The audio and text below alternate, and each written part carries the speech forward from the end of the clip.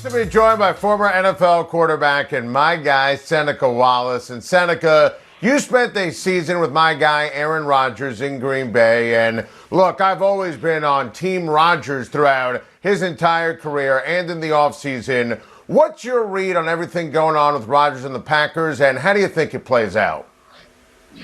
I think it's first if it's salvageable. I think right now the situation, the relationship between Rodgers and upper management, it has to be salvageable. I mean, at this point, they have already went through OTAs and mini camps, and they progressed forward with Jordan Love as the quarterback of the future. I mean, obviously, Aaron has been the staple for the Green Bay Packers for years, but also they have to start transition from Aaron Rodgers to Jordan Love. And right now, I think if it's a salvageable relationship between the two, and they can get him back in there to start a training camp, which is going to start here fairly soon on July 27th.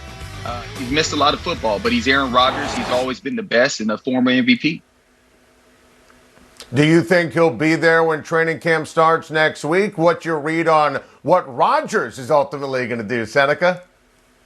I mean, that's a tough one. I mean, knowing Aaron, he's a different guy. He comes from Chico, playing with the Cal Bears. And so he's always going to be one move ahead of him. If he can find a place, a landing location like the Denver Broncos or a team that has enough cap space for him, I think he's going to end up maybe making a jump and moving on from the Green Bay Packers.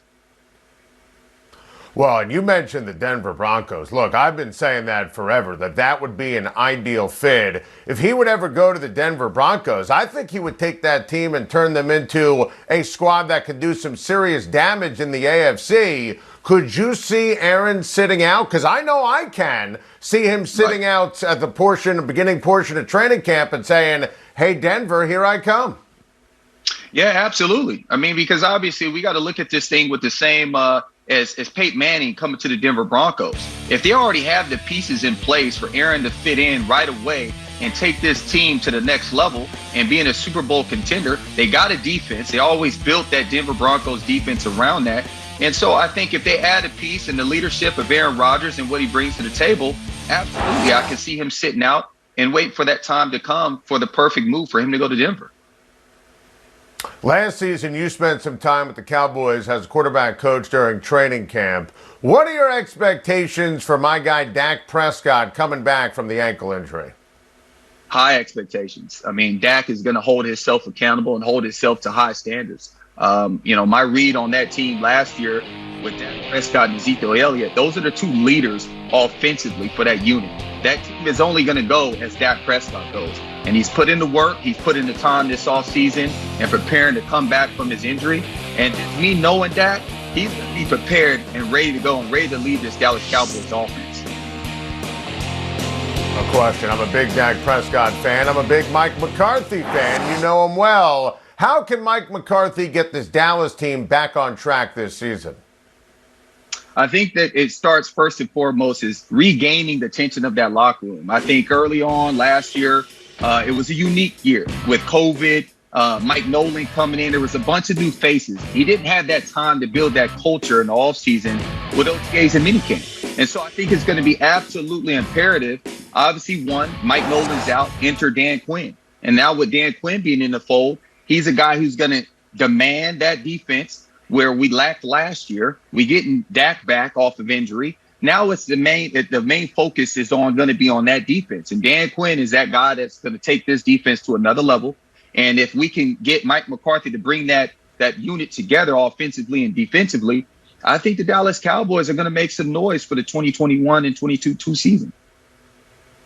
Oh, I'm with you completely. I love the Cowboys making noise, and I'm with you on the change at defensive coordinator. It's significant. Now, the NFC West is loaded, a division you're certainly familiar with. Can Russell Wilson and the Seahawks navigate their way to another division title? I think so. I mean, Pete Carroll has the pulse of that defense and that offense. He knows how to get the best out of Russell Wilson. Russell Wilson is a born leader. He's going to always come prepared. He reminds me of a Drew Brees. He's a guy who is going to be, by nature, he has to do things the right way over and over again. He's a creature of habit. He's a guy that's going to practice the same way every single time. And his leadership is going to come to the fold. As we see passing yards for 4,200 yards last year. He had 40 touchdowns and 13 interceptions. He rushed for 513. So he holds a lot of that offense on his shoulders. And so if they can get that defense, they spent some draft picks early on that defense and building that defense back to where they were when they were the Legion of Boom. I definitely will see this Seahawks team getting back to where they need to be. Seneca, the Browns are a trendy pick to make a legit Super Bowl run. What are your expectations for Baker and the boys this season? Expectations are high. They have a big target on their back, though. I think it's going to be different. They're not going to be a team that's going to be able to sneak up on other teams in the National Football League. They made some noise. They made a great run in the postseason. We got Nick Chubb coming back. They got a great running game, and that's what they landed on last year. Odell's coming back off the injury. You got Higgins, who stepped in for Odell last year. And we already know, I mean, their offense is going to be predicated on what they can do on the outside. And they added and bolstered their defense with Greg Newsome with their first pick last year. Jeremiah Owusu was a linebacker pick that they had in the second round. And so with Odell coming back, with Higgins stepping in, and obviously Jarvis Landry, we know they have this skill position players. Now, can they not surprise teams and come in, hit guys in the mouth early on, and sustain that throughout a 17-game season? Yeah, that's an excellent point. They are not going to sneak up on anyone for the first time, maybe forever. They're expected Right. to make a run for the Super Bowl. Thank you for watching. Please like and subscribe, and don't forget to hit the bell for more videos.